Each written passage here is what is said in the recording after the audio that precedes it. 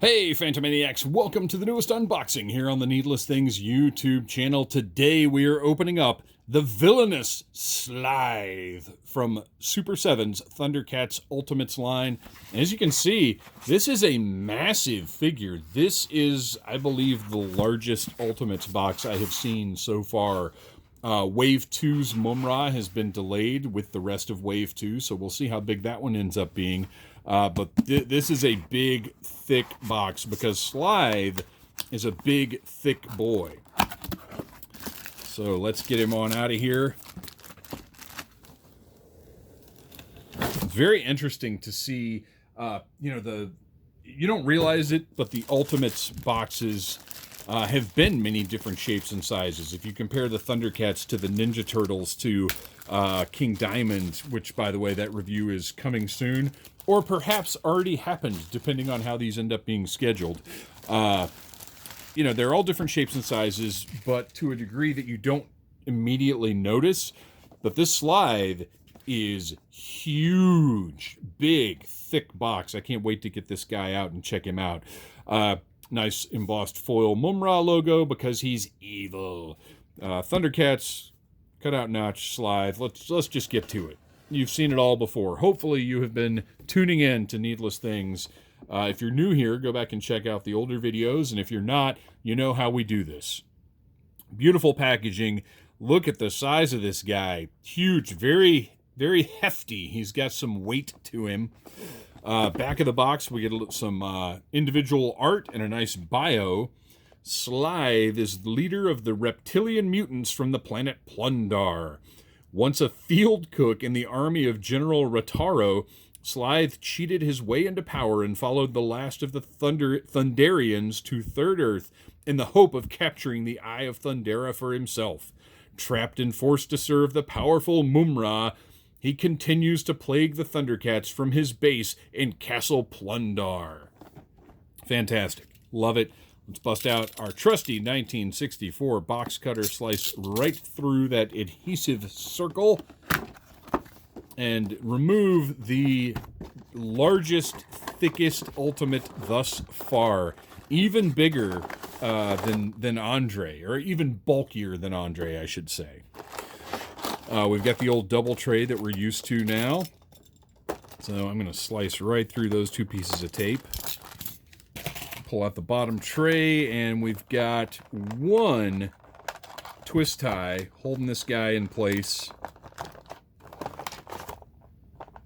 Oh, and it actually goes underneath his chest piece there. So I'm going to do the easy thing.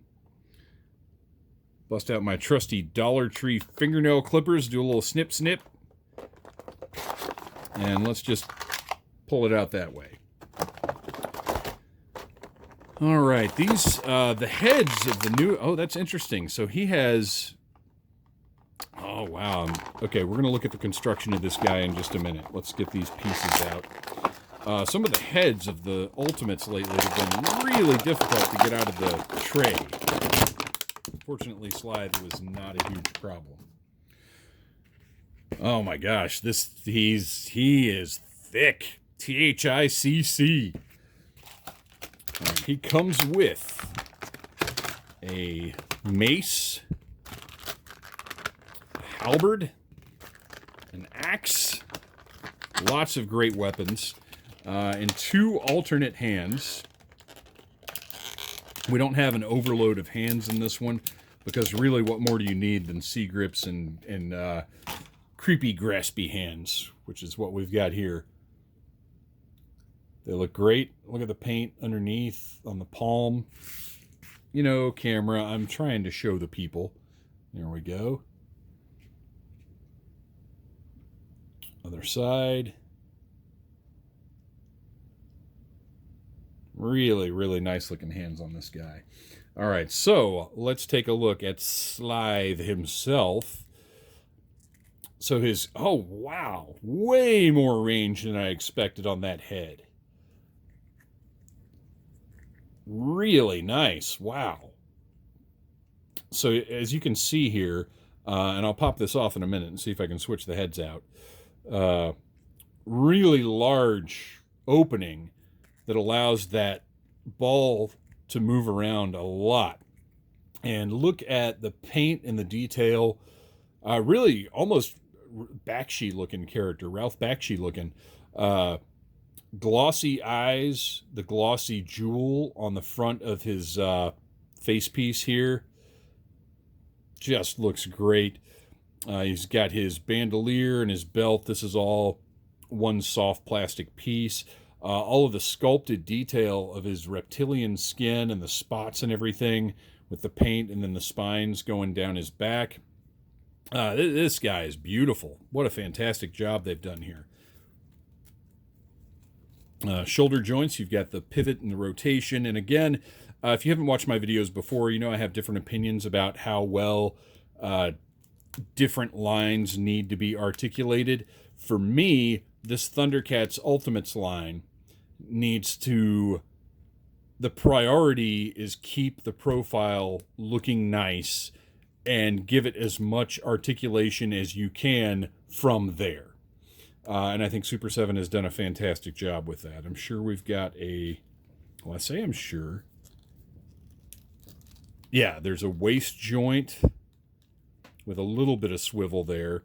His tail does not...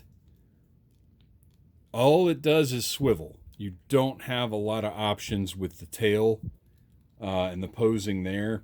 And he's got kind of a black crotch piece underneath that's, you know, I'm sure Slithe wears underwear. He's he may be evil, but he has standards. And obviously he stands up very well. With that thick, that kind of base with that tail, no problem standing on this guy. And what a bizarre design, too. Just really, Super 7 has done a great job capturing this guy and making kind of a thick ball design as dynamic as possible.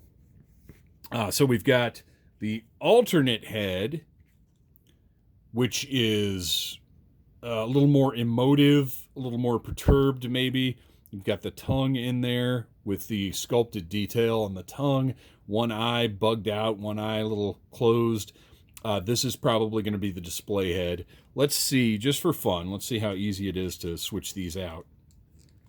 I'm always a little nervous doing this because you never know how difficult it's going to be or if you're going to end up needing to heat something up to get it to work. And you can see the size. This is why that head has so much mobility. Looks great. All right, let's see if I can pop that back on there. You have to get just the right angle. There we go. Pops right in place. Yeah, that's definitely the display head. I'm glad it has both, but I mean, you got to go with this one, right? And just look at that guy again. Big, thick, mean, jerk reptile. Beautiful. I love his little offset, or not offset, not balanced. You know, he's got the wristband over here. Just so many little details that make the designs of the ThunderCats something really special. He's got his mace or morning star, depending on how you feel about it. It's heavy. It's thick. It is a little more rigid than I thought it would be. I was afraid this thing would just be straight up like rubber, but it's pretty rigid, well made, looks good, nice paint on it. He's got a Halberd, which I think is the weapon I most associate with Slithe. And I could not tell you off the top of my head what his original toy came with because I did not have him. But it looks great. All that twisted wood and the wear and tear on the blade of the head just looks awesome. And then finally something a little classier. Kind of a more traditional axe type situation. Paint looks really nice. Sharp and clean detail. So there you go. That is the villainous Slithe from the third wave of ThunderCats Ultimates. You will not be seeing a review of the Jaga figure from this wave from me. because I am waiting for a Spirit of Jaga, and you will not see a review of Chitara from me for a while because Super 7 delayed Chitara, because when they got them in, there were production errors, and Super 7 sent them back to be redone, which I think is pretty awesome. So there you go. There's Slithe, a must-have for this collection. I am loving not just the ThunderCats Ultimates, but really all of Super 7's Ultimates lines, I think, have been fantastic. There have been some misses. There have been a few errors, a few problems, but overall this line is great. I'm having a blast collecting it. I don't mind the wait because I want things done right. And I want the toys that I want, and these right now are the toys that I want. Thanks for watching, you guys. Please tell your friends about Needless Things. Like, subscribe, share, and tune in October for lots of spooky toy reviews, or depending on when this gets published, thanks for watching in October. And keep it creepy, guys. Smash that like button if you like Needless Things.